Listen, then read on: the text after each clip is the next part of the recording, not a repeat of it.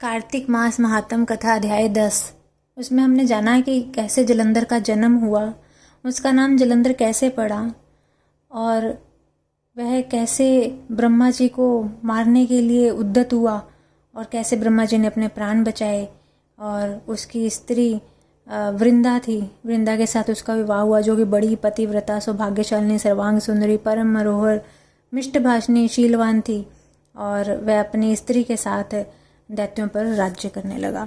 अब 11वां अध्याय देखते हैं। 11वें अध्याय में क्या होता है आगे।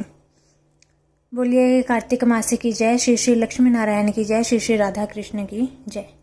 एक समय जब समुद्र का पुत्र जलंधर अपनी स्त्री वृंदा के सहित असुरों से सम्मानित हो सभा में बैठा था, तभी गुरु शुक्राचार्य वहां पहुंचे, जिनके तेज से सब दिशाएं प्रकाशित हो गईं। तब गुरु जी को आता देखकर असुरों सहित सागर पुत्र ने उठकर बड़े आदर के साथ उन्हें प्रणाम किया। तेजस्वी गुरु जी ने सबको आशीर्वाद दिया। फिर उनको एक दिव्य आसन पर बैठाकर सब दैत्य भी यथास्थान बैठ गए और सागर पुत्र ने नम्रता से यह प्रश्न किया कि हे गुरु जी, राहु का सिर किसने काटा था? आप मुझे यह बतलाएं। इस पर श्री शुक्राचार्य जी ने विरोचन पुत्र हिरण्यकशिपु और उसके धर्मात्मा पौत्र का परिचय देकर देवताओं और असुरों द्वारा समुद्र मंथन की संक्षेप में सब कथा कहकर बताया कि जब समुद्र से अमृत निकला तो उसे देव रूप बनाकर राहु भी पीने बैठ गया। इस पर इंद्र ने पक्षपाती भगवान विष्णु ने राहु का सिर काट डाला। यह सुनने के साथ ही जलंधर के नेत्र लाल हो गए। उसने बड़ा क्रोध किया। फिर अपने धस्मर नामक दूत को बुलाकर गुरु का कहा हुआ सब वृतांत सुनाया और आज्ञा दी कि तुम शीघ्र ही इंद्रपुरी में जाकर इंद्र को मेरी शरण में लाओ। धस्मर नामक जो योद्धा था, जलंधर का बड़ा ही निपुण दूत था, वह शीघ्र ही इंद्र की सुधर्मा नामक सभा में जहाँ पहुंचा और उसने जलंधर के शब्दों में कहा कि हे देवताधम, तुमने समुद्र को क्यों मथा और मेरे पिता के सब रत्नों को समुद्र से क्यों मथा और मेरे पिता के सब रत्नों को क्यों चुरा लिया है? ऐसा करके तुमने अच्छा नहीं किया। यदि तू अपना भला चाहता है तो उन सब रत्नों सहित देवताओं के साथ मेरी शरण में आ, अन्यथा हे सुराधम, मैं सत्य कहता हूँ कि तेरा राज्य ध्वंस कर दूंगा।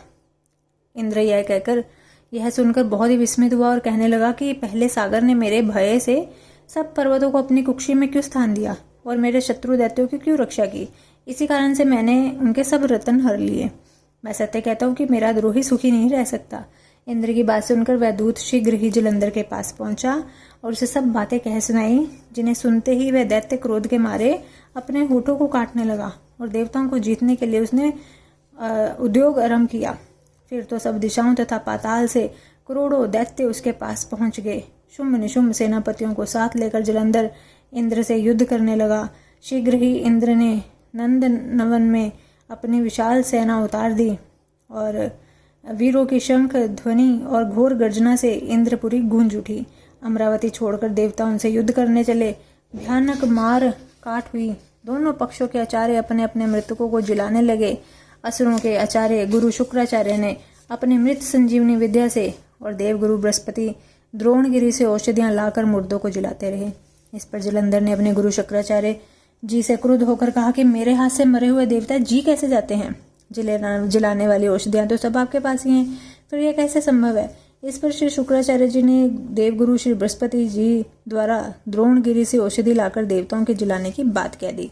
यह सुनकर जलंधर और भी क्रुद्ध हो गया। श्री शुक्राचार्य जी ने कहा, क्रुद्ध क्यों होते हो?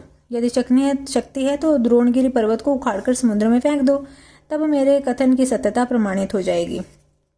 इस पर जलंधर क्रुद्ध होकर शीघ्र ही द्रोणगिरी पर्वत के पास जा पहुंचा और अपनी भुजाओं द्वारा उसे जड़ से उखाड़कर समुद्र में फेंक दिया। और वह इसलिए फेंका क्योंकि उसमें भगवान शंकर का तेज था, जिसमें जलंधर की कोई विचित्रता नहीं। तत्पश्चात यह सागर पुत्र युद्ध भूमि में आकर बड़े वेग से देवताओं का संहार करने लगा। जब गुरु बृहस्पति औषधि लेने के लिए द्रोणगिरी पर्वत पर पहुंचे तो द्रोणगिरी की जगह उन्हें वहां पर सुनसान मैदान मिला। तब वह भयभीत होकर देवताओं के पास आए और कहा कि युद्ध बंद कर दो, तुम लोग अब जलंधर को नहीं जीत सकोगे। पहले इंद्र ने जो भगवान शंकर का अपमान किया था, यह उसी का फल है। यह सुनकर देवता युद्ध की आशा त्याग अत्यंत ही व्याकुल हो इधर उधर भाग निकले। सिंधु सुत निर्भय होकर अमरावती में प्रविष्ट हो गया। इंद्र आदि सब देवताओं ने गुफाओं में शरण ले ली।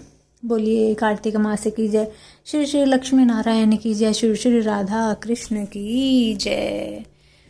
अगर आपको वीडियो अच्छी लगे तो कृपया वीडियो को लाइक कीजिएगा, शेयर कीजिएगा और ऐसे ही वीडियो पाने के लिए मेरे चैनल को सब्सक्राइब कर लीजिएगा। साथ ही बेल आइकन को प्रेस कर दीजिए ताकि हर वीडियो की नोटिफिकेशन आपको मिलती रहे। मिलती हूँ अपनी अगली वीडियो के साथ, तब तक के लिए सभी को हरे कृष्णा, राधे राधे।